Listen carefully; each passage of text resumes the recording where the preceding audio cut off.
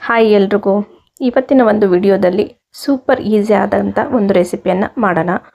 1 cup ಗೋಧಿ ಹಿಟ್ಟು ಹಾಗೆ ಈರುಳ್ಳಿ ಇಷ್ಟಿದ್ರೆ ಸಾಕು, ಈ ರೆಸಿಪಿ ರೆಡಿ ಆಗುತ್ತೆ. ಇಲ್ಲಿ 2 ಕಪ್ ಅಷ್ಟು ನಾನು ಹಿಟ್ಟನ್ನು ತಗೊಂಡಿದ್ದೀನಿ. ಅರಿಶಿನ ಪುಡಿ, ಖಾರ ಪುಡಿ ಹಾಗೆ ಅಜ್ವಾನ ಸ್ವಲ್ಪ ಕ್ರಷ್ ಮಾಡಿಬಿಟ್ಟು ಇಲ್ಲಿ ಹಾಕ್ತಾ ಇದ್ದೀನಿ. ಉಪ್ಪನ್ನು ಕೂಡ ಹಿಟ್ಟಿಗೆ ಹಾಕಿದ್ದೀನಿ. ಇದು ಗೋಧಿ ಹಿಟ್ಟು, ಬೇಕಾದರೆ ಸ್ವಲ್ಪ ನೀವು ರವೆನ ಬೇಕಾದ್ರೆ ಇಲ್ಲಿ ಸೇರಿಸ್ಕೊಬೋದು. ಹಾಗೆ ಕಸೂರಿ ಮೇಥಿನ ಕೂಡ ಇಲ್ಲಿ ನಾನು ಹಾಕ್ಕೊಳ್ತಾ ಇದ್ದೀನಿ. ಇವಾಗ ಇದನ್ನೆಲ್ಲ ನೀಟಾಗಿ ನಾವು ಹಾಗೆ ಮಿಕ್ಸ್ ಮಾಡ್ತಾ ಬರೋಣ. ಹೀಗೆ ಮಿಕ್ಸ್ ಮಾಡ್ತಿದ್ದಂಗೆ ನಾವು ಸ್ವಲ್ಪ ನೀರನ್ನು ಹಾಕ್ಕೊಂಡು ಕಳಿಸ್ಕೊಳ್ಳೋಣ. ಹಿಟ್ಟು ನಮಗೆ ಸ್ವಲ್ಪ ಸಾಫ್ಟ್ ಆಗಿರಬೇಕು, ತುಂಬ ಗಟ್ಟಿಯಾಗಿ ಏನೋ ಬೇಡ, ಸ್ವಲ್ಪ ಸಾಫ್ಟಾಗಿ ಹಿಟ್ಟನ್ನು ನಾವು ಕಲಿಸ್ಕೊಳ್ಳೋಣ. ಇಲ್ಲಿ ನೀರನ್ನ ನೀವು ನೋಡಿಕೊಂಡು ಅಡ್ಜಸ್ಟ್ ಮಾಡಿಕೊಂಡು ಆ ಕನ್ಸಿಸ್ಟೆನ್ಸಿ ನೋಡಿಕೊಂಡು ಕಲಿಸ್ಕೊಂಡು ರೆಡಿ ಮಾಡಿ ಇಟ್ಕೊಳ್ಳಿ. ಓಕೆ, ಇನ್ನು ಜಸ್ಟ್ ಒಂದು 10 ನಿಮಿಷ ನಾವು ನೆನೆಗೆ ಬಿಟ್ಬಿಡೋಣ. ಇವಾಗ ಒಂದು ಪ್ಯಾನ್ಗೆ ನಾವು 2 ಸ್ಪೂನಷ್ಟು ಎಣ್ಣೆ ಹಾಕ್ಕೊಂಡಿದ್ದೀನಿ. 2 ಹೀಗೆ ಉದ್ದುದ್ದ ಹೆಚ್ಚಿರ್ತಕ್ಕಂಥ ಈರುಳ್ಳಿನೂ ಕೂಡ ಹಾಕ್ಕೊಂಡಿದ್ದೀನಿ. ಇದು ನೋಡಿ ತುಂಬ ಸುಲಭವಾಗಿ ನಾವು ಈ ರೆಸಿಪಿನ ಮಾಡ್ಬೋದು. ಹಾಗೆ ಇದು ಮಕ್ಕಳಿಗೆ ತುಂಬ ಇಷ್ಟ ಆಗುತ್ತೆ. ಏನು ಬರೀ ಚಪಾತಿ ಮಾಡ್ತೀಯ ಅಂತ ಕೇಳ್ತಾ ಇರ್ತಾರಲ್ಲ, ಸೊ ಆವಾಗ ಈ ಥರ ಡಿಫ್ರೆಂಟಾಗಿ ನಾವು ಮಾಡಿಕೊಟ್ರೆ ಲಂಚ್ ಬಾಕ್ಸ್ನ ಪೂರ್ತಿಯಾಗಿ ಖಾಲಿ ಮಾಡ್ಕೊಂಡು ಬರ್ತಾರೆ. ಇಲ್ಲಿ 1 spoon red chilli powder, 1 spoon ಧನಿಯಾ ಪುಡಿ, ಸ್ವಲ್ಪ ಅರಿಶಿನ ಪುಡಿ ಹಾಗೆ ಒಂದು ಅರ್ಧ ಸ್ಪೂನಷ್ಟು ಉಪ್ಪನ್ನು ಹಾಕ್ಕೊಂಡಿದ್ದೀನಿ. ಇಲ್ಲಿ ಯಾವುದೇ ರೀತಿಯ ಸಾಸ್ ಆ ಥರ ಏನನ್ನು ಕೂಡ ನಾನು ಯೂಸ್ ಮಾಡ್ತಾ ಇಲ್ಲ. ಸೊ ಇದು ತುಂಬ ಹೆಲ್ದಿಯಾದ ಕಾನ್ಸೆಪ್ಟನ್ನ ನಾನು ಇಲ್ಲಿ ಮಾಡ್ತಾಯಿದ್ದೀನಿ. ಸ್ವಲ್ಪ ಕೊತ್ತಂಬರಿ ಸೊಪ್ಪನ್ನು ಹಾಕೊಳ್ಳೋಣ. ನೋಡಿ, ಇವಾಗ ಹಿಟ್ಟು ನೆಂದಿದೆ, ಅದಕ್ಕೆ ಸ್ವಲ್ಪ ಆಯಿಲ್ನ ಹಾಕ್ಸ್ಕೊಂಬಿಟ್ಟು ಇವಾಗ ಚಿಕ್ಕ ಚಿಕ್ಕದಾಗಿ ನಾವು ಇದನ್ನು ಉಂಡೆಗಳನ್ನಾಗಿ ಮಾಡ್ಕೊಳ್ಳೋಣ. ಇವಾಗ ಪೂರಿಗೆ ಎಷ್ಟು ನಾವು ಮಾಡ್ತೀವಲ್ಲ ಆ ಸೈಜ್ ಮಾಡಿದ್ರೆ ಸಾಕು. ಓಕೆ, ಹಿಟ್ಟು ನೋಡಿ ಚೆನ್ನಾಗಿ ನೆಂದಿದೆ. ಸೊ ಇಷ್ಟು ತೊಗೊಂಡು ಒಂದು 4ರಿಂದ 5 ಲಂಚ್ ಬಾಕ್ಸ್ಗೆ ರೆಡಿ ಆಗಿಬಿಡ್ಬೇಕು, ಅಷ್ಟು ಬೇಗ. ಸೊ ನಿಮ್ಮ ಹತ್ರ ಏನಾದ್ರು ಬೇರೆ ವೆಜಿಟೇಬಲ್ಸ್ ಇತ್ತು, ಇಲ್ಲ ಚೀಸ್ ಇತ್ತು ಅಂದರೂ ಕೂಡ ನೀವಿಲ್ಲಿ ಇದ್ರ ಜೊತೆ ಆ್ಯಡ್ ಮಾಡ್ಕೋಬೋದು. ಸೊ ಚೀಸು, ಈರುಳ್ಳಿ ಇದೆಲ್ಲ ಮಿಕ್ಸ್ ಆದಾಗ ಅದು ಕೂಡ ತುಂಬ ಒಳ್ಳೆ ಫ್ಲೇವರಲ್ಲಿ ಮಕ್ಕಳು ಇಷ್ಟಪಟ್ಟು ತಿಂತಾರೆ. ಸೊ ಇವಾಗ ಈರುಳ್ಳಿ, ಬೆಳ್ಳುಳ್ಳಿ ಎಲ್ಲ ತಿನ್ನಲ್ಲ ಅನ್ನೋರು ಈ ಜಾಗದಲ್ಲಿ ನೀವು ಸ್ವೀಟ್ ಕಾರ್ನ ಯೂಸ್ ಮಾಡ್ಕೊಬೋದು. ಅದೇ ಥರ ಕ್ಯಾಪ್ಸಿಕಮ್ಮು, ಸ್ವೀಟ್ ಕಾರ್ನು, ಚೀಸೆಲ್ಲ ಹಾಕ್ಬಿಟ್ಟು ಕೂಡ ನೀವು ಮಾಡ್ಬೋದು. ನೋಡಿ, ಈ ಗಾತ್ರದಲ್ಲಿ ಇಷ್ಟನ್ನು ನಾವು ಲಟ್ಸ್ಕೊಂಡು ಇಟ್ಕೊಂಡ್ರೆ ಸಾಕು.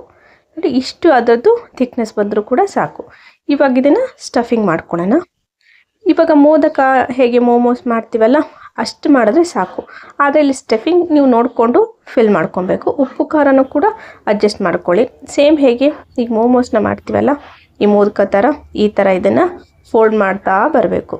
ಓಕೆ, ಹೀಗೆ ತುಂಬ ಕ್ವಿಕ್ಕಾಗಿ ಆಗ್ಬಿಡುತ್ತೆ ರೆಸಿಪಿ. ಏನು ನಮಗೆ ಜಾಸ್ತಿ ಟೈಮ್ ಬೇಕಿದ್ದಕ್ಕೆ ಅನ್ನೋ ಥರ ಏನೂ ಇಲ್ಲ. ಓಕೆ, ಇಷ್ಟು ಮಾಡಿದ್ರೆ ಆಯಿತು. ನೋಡಿ, ಇವಾಗ ಇನ್ನೂ ಒಂದು ಕೂಡ ನಾನು ನಿಮಗಿಲ್ಲಿ ಮಾಡಿಬಿಟ್ಟು ತೋರಿಸ್ತಾ ಇದ್ದೀನಿ. ಈ ಥರ ಸ್ವಲ್ಪ ತೊಗೊಂಡ್ಬಿಟ್ಟು ಹಾಕ್ಕೊಂಡು ಹೀಗೆ ನೀವು ಇದನ್ನು ಒಂದು ಕಾರ್ನರಲ್ಲಿ ಇಟ್ಕೊಂಡು ಇದನ್ನು ಮಾಡ್ತಾ ಬರಬೇಕು. ಈ ಥರ ಸಿಂಪಲ್ ಆಗಿದೆ, ಸೊ ಈಸಿಯಾಗಿ ಕೂಡ ಇದೆ. ಹಾಗೆ ಮಕ್ಕಳಿಗೆ ಡಿಫ್ರೆಂಟ್ ಆದ ರೆಸಿಪಿ ಕೂಡ ಅನಿಸುತ್ತೆ. ಹೀಗೆ ಸ್ವಲ್ಪ ಇಲ್ಲಿ ಒಂದು 2 ಸ್ಪೂನಷ್ಟು ಎಣ್ಣೆನ ಹಾಕ್ಕೊಳ್ಳೋಣ. ಹಾಕ್ಕೊಂಡು ಸ್ವಲ್ಪ ಎಣ್ಣೆ ಕಾಯ್ದಿದ ತಕ್ಷಣವೇ ಇದನ್ನು ಶಾಲೋ ಫ್ರೈ ಮಾಡ್ಕೊಳ್ಳೋದು. ಇವಾಗ ಏನು ನಾವು ಸ್ಟಫಿಂಗ್ ಮಾಡಿಟ್ಕೊಂಡಿದ್ದೀವಲ್ಲ ಅದನ್ನೆಲ್ಲ ನೀಟಾಗಿ ಶಾಲೋ ಫ್ರೈ ಮಾಡ್ತಾ ಬರಬೇಕು. ನೋಡಿ, ಹೀಗೆ. ಸೊ ಒಂದು ಸೈಡಿಂದ ನೀವು ಹಾಕ್ಕೊಳ್ಳಿ. ಇದನ್ನು ಡೀಪ್ ಫ್ರೈ ಕೂಡ ಮಾಡಿದ್ರೆ ಇನ್ನೂ ಚೆನ್ನಾಗಿರುತ್ತೆ. ಸೊ ಇವಾಗೆಲ್ಲ ಜಾಸ್ತಿ ಎಣ್ಣೆ ತಿಂದುಬಿಟ್ಟು ಸುಮ್ಮನೆ ಎಲ್ಲ ಹಾರ್ಟ್ ಪ್ರಾಬ್ಲಮ್ನ ಎಷ್ಟೊಂದು ಯಂಗ್ಸ್ಟರ್ಸೇ ಬರ್ಸ್ಕೊಳ್ತಾ ಇದ್ದಾರೆ. ಸೊ ಅದಕ್ಕಾಗಿ ನೀವು ಎಷ್ಟು ಎಣ್ಣೆನ ಕಡಿಮೆ ಯೂಸ್ ಮಾಡ್ತೀರ ಅಷ್ಟು ಆರೋಗ್ಯ ಚೆನ್ನಾಗಿರುತ್ತೆ. ಹಂಗೆ ನೋಡಿದ್ರೆ ಎಣ್ಣೆನ ಜಾಸ್ತಿ ತಿನ್ನಲೇಬಾರ್ದು. ಸೊ ಇಲ್ಲಿ ನಾನು ಎಣ್ಣೆ ಕೂಡ ಕೊಕೊನಟ್ ಆಯಿಲ್ನ ಯೂಸ್ ಮಾಡ್ತೇನೆ, ಅಂದರೆ ತೆಂಗಿನ ಎಣ್ಣೆನ ಯೂಸ್ ಮಾಡ್ತಾ ಇದ್ದೇನೆ. ಸೊ ನೀವು ಕೂಡ ಗಾಣದ ಎಣ್ಣೆ ಇಲ್ಲ ತೆಂಗಿನ ಎಣ್ಣೆ ಅಂಥದ್ದನ್ನೇ ಯೂಸ್ ಮಾಡಿ. ರಿಫೈನ್ಡ್ ಆಯಿಲ್ನ ಯೂಸ್ ಮಾಡೋದ್ರಿಂದ ಹಾರ್ಟಿಗೆ ಪ್ರಾಬ್ಲಮ್ ಜಾಸ್ತಿ, ಹಾಗೆ ಈ ಸ್ನಾಯುಗಳೆಲ್ಲ ಸೆಳೆತ ಜಾಸ್ತಿ ಆಗುತ್ತೆ. ಮಂಡಿ ನೋವು, ಕಾಲು ನೋವು, ಕೈ ನೋವು ಇದೆಲ್ಲ ಇರುತ್ತೆ. ಸೊ ಅದಕ್ಕೋಸ್ಕರ ನೀವು ಎಷ್ಟು ಎಣ್ಣೆನ ಅವಾಯ್ಡ್ ಮಾಡ್ತೀರೋ ಅಷ್ಟು ಒಳ್ಳೆಯದು. ಸೊ ಡೀಪ್ ಫ್ರೈ ಬೇಕಾದ್ರೆ ಮಾಡ್ಕೊಳ್ಳಿ, ಇಲ್ಲಾಂದರೆ ಏರ್ ಫ್ರೈ ಮಾಡಿಕೊಡಿ. ಸೊ ನೋಡಿ, ಎರಡೂ ಕಡೆನೂ ಕೂಡ ನೀಟಾಗಿ ಈ ಥರ ಬೇಯಿಸ್ಕೊಬೇಕು ಎಣ್ಣೆಯಲ್ಲಿ.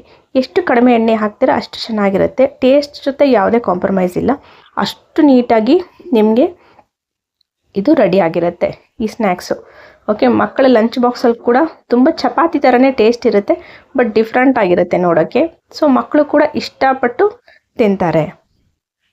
ನೋಡಿ, ಹೀಗೆ ಈ ಸ್ನ್ಯಾಕ್ಸ್ನ ನೀವು ಸಾಸ್ ಜೊತೆ ಬೇಕಾದರೂ ತಿನ್ಬೋದು, ಇಲ್ಲ ಇದನ್ನು ಮೊಸರು, ಚಟ್ನಿ ಪುಡಿ ಈ ಥರ ಇದ್ರ ಜೊತೆ ಬೇಕಾದ್ರೂ ತಿನ್ಬೋದು. ಮೇಲೆ ಸ್ವಲ್ಪ ಕೊತ್ತಂಬರಿ ಸೊಪ್ಪು ಹಾಕ್ಬಿಟ್ಟು ನೋಡಿ, ಸೌಂಡ್ ಕೂಡ ನೋಡಿ ಕರಮ್ ಕುರುಮ್ ಅನ್ನೋ ಥರ ಸೌಂಡ್ ಆಗಿದೆ ನೋಡಿ. ಎರಡೂ ಕಡೆನೂ ನೀಟಾಗಿ ಬೆಂದಿದೆ. ಒಂದನ್ನು ನಿಮಗಿಲ್ಲಿ ಕಟ್ ಮಾಡಿಬಿಟ್ಟು ತೋರಿಸ್ತೀನಿ ನೋಡಿ. ಈ ಥರ ಒಳಗಡೆ ಕೂಡ ನೀಟಾಗಿ ಆಗಿದೆ. ಹೋಪ್ ಈ ವಿಡಿಯೋ ನಿಮಗೆ ಇಷ್ಟ ಆಗಿದೆ ಅಂತ ಅಂದ್ಕೊಳ್ತೀನಿ. ಈ ಹೊಸ ರೆಸಿಪಿನ ಟ್ರೈ ಮಾಡಿ ನೋಡಿ. ಓಕೆ, ಹಾಗೆ ಲೈಕ್ ಮಾಡಿ, ಸಬ್ಸ್ಕ್ರೈಬ್ ಮಾಡಿ. Thank you.